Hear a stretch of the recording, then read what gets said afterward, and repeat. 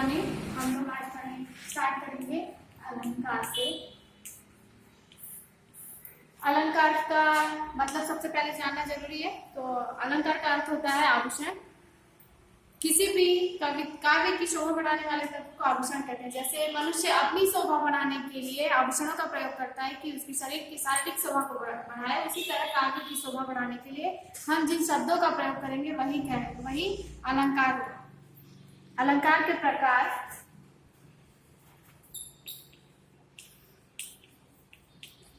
शब्दालंकार पहला है शब्दालंकार। जहां काव्य में शब्दों के कारण चमत्कार उत्पन्न होता है उसे ही कहते हैं शब्दालंकार। शब्द के कारण अगर काव्य की शोभा बढ़ती है तो वो शब्दालंकार कहलाता है।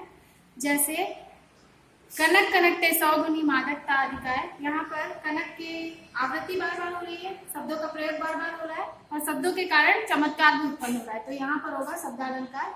यहाँ पर कनक के दो अर्थ होंगे, पहला सोना और दूसरा धतूरा। अब शब्दालंकार के भी भेद पढ़ेंगे। तो पहला है अनुप्रास अलंकार।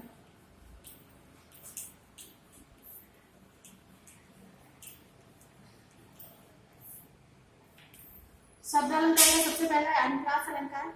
जहाँ एक ही वर्ण की आवृत्ति बार बार होती है वहां पर अनुप्रास अलंकार होता है। मतलब कोई भी शब्द अगर एक से दो बार रिपीट किया जाता है तो उसको कहेंगे अनुप्रास अलंकार।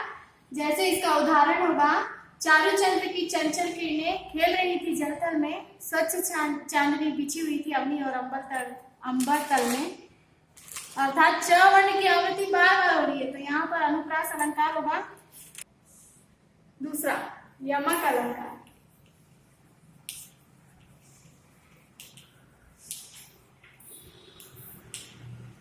एक ही शब्द की आवृत्ति बार बार होती है किंतु उनके अर्थ भिन्न भिन्न होते हैं, तो यहाँ पर होता है यमक अलंकार। फिर से वही शब्दालंकार में जिस तरीके से हम जिस उदाहरण को बताए थे उसी उदाहरण को इसमें भी रिपीट कर सकते हैं। कनक कनकते सौगुनी मादकता अधिकाय।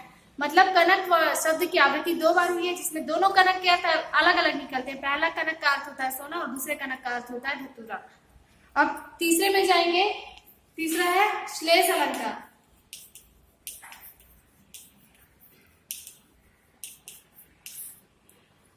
श्लेष अलंकार एक ही शब्द के कई अर्थ निकलते हैं तो वहां श्लेष अलंकार होता है, तथा एक ही शब्द के कई अर्थ होते हैं। जैसे रहीमन पानी राखिए बिन पानी सब सून, पानी कहना उबरे मोती मानस छीन। यहाँ पर पानी के दो अर्थ होते हैं, एक होता है मोती और दूसरा होता है जल। तो यहाँ पर भी लगभग यमक अलंकार के जैसा ही श्लेष अलंकार है, क्योंकि दोनों में शब्दों के अर्थ अलग अलग निकलते हैं। अब चौथा है उपमा अलंकार।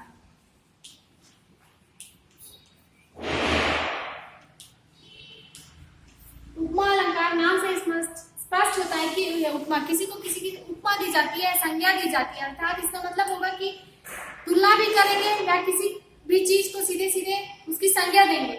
यहाँ पर उपमा अलंकार होगा। समानता के कारण भी हो सकता है, असमानता के कारण भी उपमा अलंकार का भेद कहलाता है। जहाँ एक वस्तु या प्राणी को दूसरी वस्तु के साथ तुलना की जाए वहां पर उपमा अलंकार होगा। जैसे चरण कमल सम कोमल, मतलब चरण के समान, कमल के समान कोमल चरण। यहाँ पर सम उपमा अलंकार में मुख्य रूप से हमको इस बात पर ध्यान रखना है कि यहाँ पर तुलनात्मक शब्दों का प्रयोग होगा, जैसे कि सी, सा, सम, समान, इस तरीके के शब्दों का। अब इसका पांचवा प्रकार है रूपक अलंकार।